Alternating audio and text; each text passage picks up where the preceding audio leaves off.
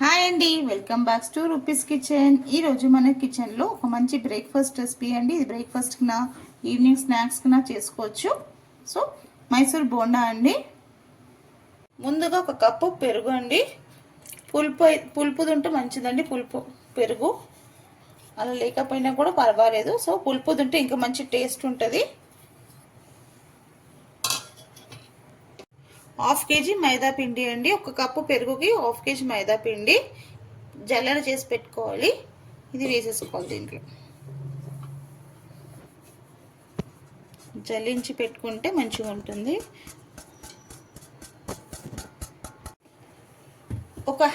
ఒక హ్యాండ్ఫుల్ అంతా లేకపోతే ఒక పిడికడంతా బొంబాయి రవ్వ అండి. బొంబాయి రవ్వ వేస్తే మంచిగా క్రిస్పీగా బాగుంటుందండి. మీకు మంచి మంచి టిప్స్తో పర్ఫెక్ట్గా ఎలా రావాలో మైసూర్ బోండా నేను చెప్తానండి. వీడియో ఎక్కడ స్కిప్ చేయకుండా చూడండి. ఇప్పుడు టేస్ట్కి తగినంత సాల్ట్ అండి. నేనైతే 1 స్పూన్ వేసుకున్నాను. 1 స్పూన్. దీంట్లో ఇంకా తినే సోడా. ఇది చలికాలం కదండి, సో మనం తొందరగా పిండి కలిపి పెట్టేసుకోవాలి. సోడా ఒక హాఫ్ స్పూన్. చలికాలంలో పిండి తొందరగా పులవదు కాబట్టి ముందే మనం ఈవినింగ్కి 6 o'clock అంతా కలిపి పెట్టేసుకుంటే మార్నింగ్ బ్రేక్ఫాస్ట్కి అంతా పిండి పొంగుతుందండి.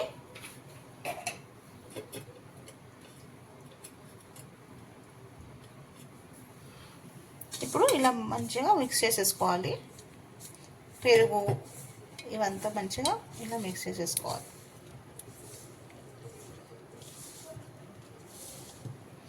ఇప్పుడు ఇలా ఒక్కసారి మిక్స్ చేసేసుకున్నాక వాటర్ పోసేసుకోవాలండి. ఒక 1 కప్ అంత వాటర్ వేసేసుకోవాలి. ఫస్ట్ 1 కప్ వేసుకోవాలి. చూసి ఇంకా కొంచెం 1.5 కప్ వేసేసుకొని ఇలా పిండి మాదిరిగా కలపొద్దు, ఇలా కలుపుకోవాలి.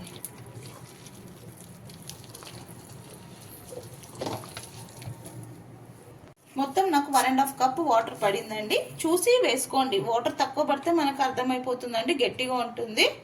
చూసి వేసుకోండి. ఇలా కలిపేసుకున్నాక ఇలా మంచిగా ఒక 5 minutes బాగా బీట్ చేసుకోవాలి పిండిని.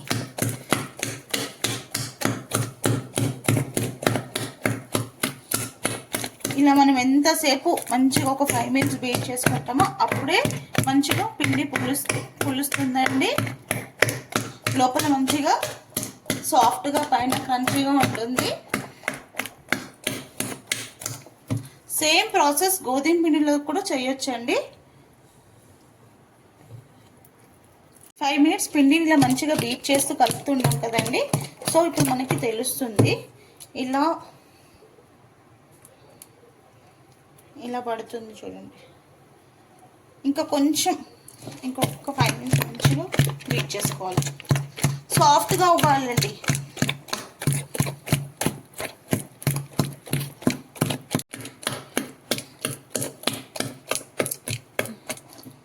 మంచిగా ఇంకొక 5 minutes అలా మంచిగా బీట్ చేసేసుకుంటే చూడండి ఈ రిబ్బన్ కన్సిస్టెన్సీలో ఉండాలి. ఇలా మనం పట్టుకుంటే ఇట్లా కిందికి జారేలా మార్నింగ్ వరకు సెట్ అయిపోతుందండి. ఇంకా మిడిల్లో చాలా టిప్స్ ఉందండి, నేను చెప్తాను. వీడియో ఎక్కడ స్కిప్ కాకుండా చూడండి. ఇలా మిక్స్ చేసేసుకొని మూత పెట్టేసుకోవాలండి. మార్నింగ్ చూపిస్తాను. ఇది మార్నింగ్ అండి. చూడండి పిండి మంచిగా పులిసింది. ఇట్లా పులిస్తేనే మనకి ఇలా బబుల్స్ లాగా కనిపిస్తుంది పైన. ఇప్పుడు ఒక హాఫ్ స్పూన్ జీరా వేసుకోవాలండి. జీరా వేసేసుకొని ఒకసారి కలిపేసుకుందాం.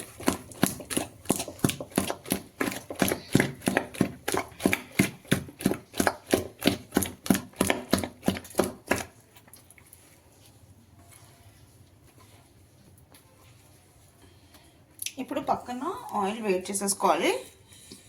ఇలా ఆయిల్ పోసుకోవాలండి. ఒక కడాయి పెట్టుకొని, కడాయి కొంచెం లొంతుగా ఉండాలి. ఇప్పుడు ఆయిల్ కాగిందో లేదో చూసుకుందాం.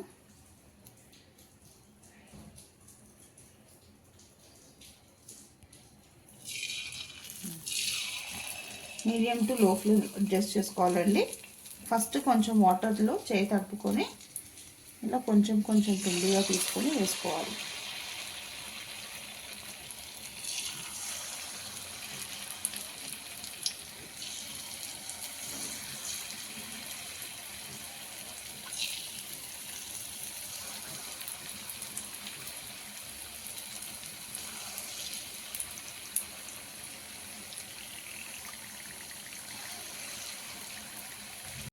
ఇలా వేసేసి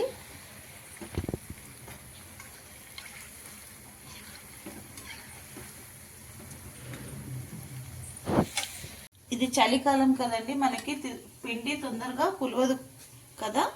దోశ పిండి ఉండని, ఇడ్లీ పిండి, ఇలా బోండా పిండి మనం కింద ఇలా ప్లాట్ఫామ్ మీద పెట్టుకున్నా కూడా చల్లదనానికి పులవదు. సో ఇలా ఒక ప్లేట్ తీసుకొని దాని మీద పెట్టేసి ఇలా పిండి పెడితే మార్నింగ్ కల్లా మన చక్కగా పిండి పులుస్తుందండి. చూడండి, మంచిగా ఇటు అటు మంచిగా 5 మినిట్స్ వరకు బాగా ఫ్రై చేసుకోవాలి. ఇప్పుడు కలర్ చేంజ్ అయిపోయింది. సో మనం తీసేసుకుందాం. బోండాలు వేయగానే తిప్పొద్దండి, అదే టర్న్ అయిపోతుంది. మనం కావాలంటే మిక్స్ చూపిస్తాము.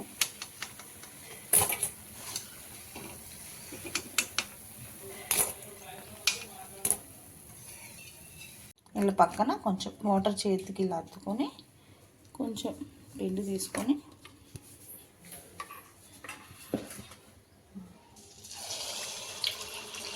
మీడియం టు లో ఫ్లేమ్లో పెట్టుకోవాలండి, హై ఫ్లేమ్లో ఉంచొద్దు.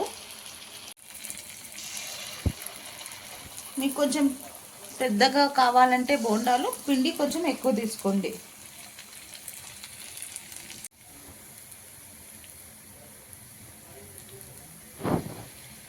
చూడండి,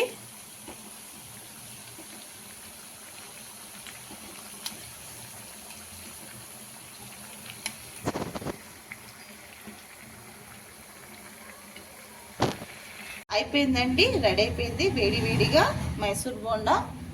ఏ రెసిపీ అయినా లవ్తో కేర్తో చేస్తే సింపుల్ రెసిపీ కూడా సూపర్ రెసిపీ అవుతుందండి. పల్లి చట్నీతో కాంబినేషన్ చాలా అంటే చాలా బాగుంటుంది. చూద్దామా? చూడండి, పైన క్రిస్పీగా లోపల సాఫ్ట్గా చాలా బాగుంటుందండి. మీరు కూడా ఒక్కసారి ట్రై చేయండి. టేస్ట్ చేశానండి, పైన క్రిస్పీగా లోపల సాఫ్ట్గా చాలా అంటే చాలా బాగుంది. ఇంకెందుకండి లేట్, మీకు కూడా నచ్చినట్టయితే డెఫినెట్గా మీరు కూడా ఒకసారి ట్రై చేయండి. చాలా ఈజీయే. లైక్ చేయండి, షేర్ చేయండి. కొత్తగా ఎవరైనా మన ఛానల్ని చూస్తే సబ్స్క్రైబ్ చేసుకోండి. మీ రూపీస్ కిచెన్.